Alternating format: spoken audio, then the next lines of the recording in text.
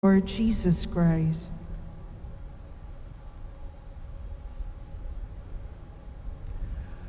Good evening to everyone, and good day to those in other places of the world joining us in this our worship here at the Shrine of Jesus the Divine Word. Thanks to Facebook, I was reminded that today I wrote something at the beginning of lockdown. It was a Sunday last year. Now, reminding me of the beginning of this, terrible year that was past. A difficult year for all of us and for the whole world.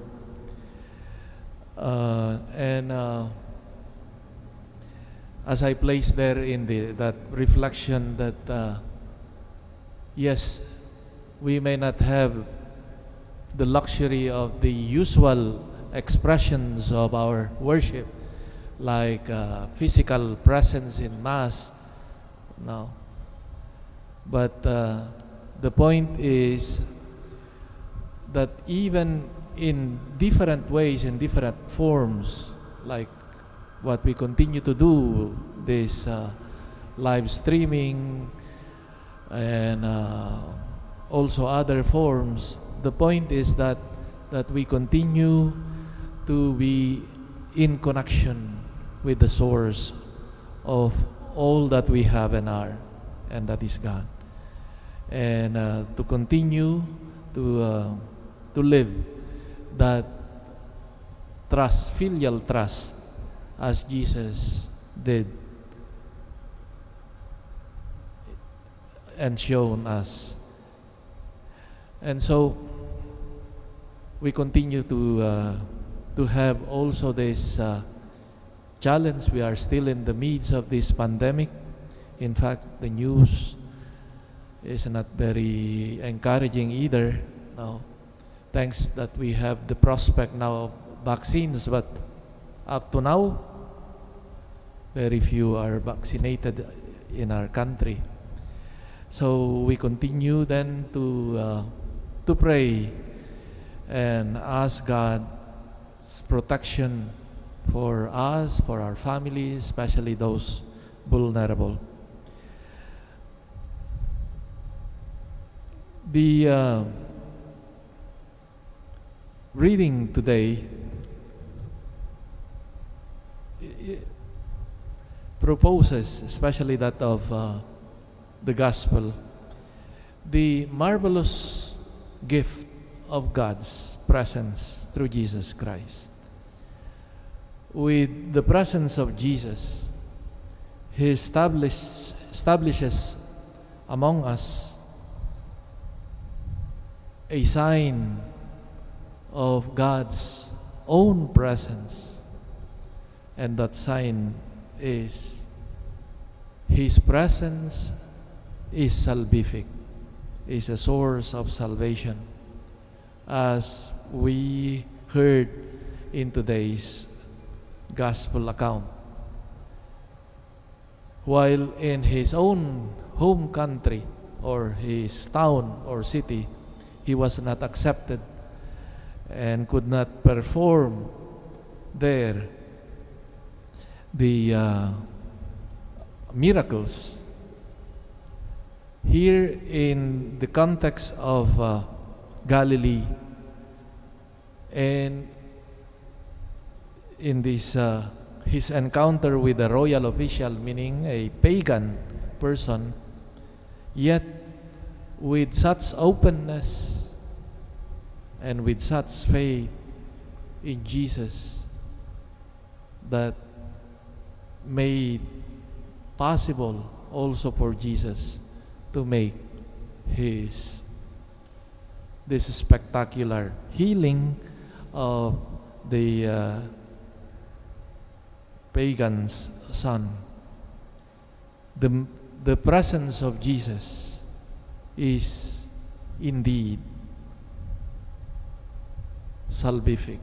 Where Jesus is, there is a great possibility and opportunity of once encountering God's grace, especially His salvation, His healing.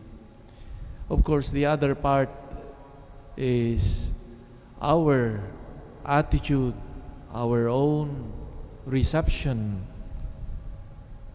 of Jesus, like this official, who, without the merit of being formed according to the law, according to the faith of Israel, yet that need, that desire of his to have his son healed enabled him to go beyond and recognize in Jesus his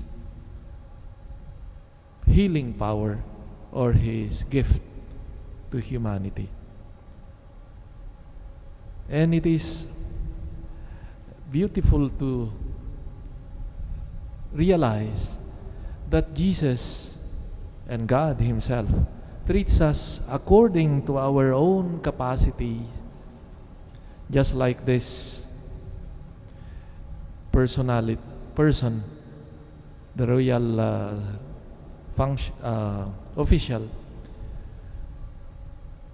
that he was able to go down to his level and also to meet him what he needed. God has shown us that He treats us with care, individually, not just like a herd, no, but He treats us with care according to our own needs and our own openness. And we see here that Jesus gives the appropriate gift to each one, the opportune word for every circumstance, a friendly gesture for someone in need of consolation. And that is there the source of our joy. The Eucharist, the word proclaimed, are signs of Christ and God's presence. May we, as we celebrate the Eucharist and hear His word, be for us a presence, a healing presence, a light to guide us in the midst of our difficulties and darkness. And may the word we receive and the Eucharist, the sacrament we partake, strengthen us. And may that presence of Christ in our life be a source of our joy, a source of our healing, and also the healing not only of ourselves, but of the whole world. This is our prayer today to Christ, who is present among us.